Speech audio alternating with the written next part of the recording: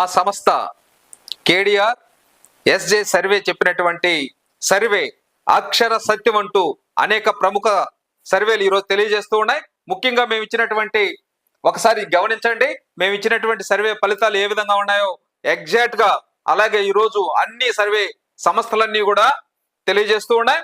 మొత్తం మీద మేము గతంలోనే 4 నెలల క్రితమే రాష్ట్రంలో ఉన్నటువంటి పరిస్థితుల్ని, ఏ పార్టీ అధికారంలోకి రాబోతుంది, ఎవరెవరు గెలవబోతున్నారన్న విషయాన్ని స్పష్టంగా తెలియజేశాం.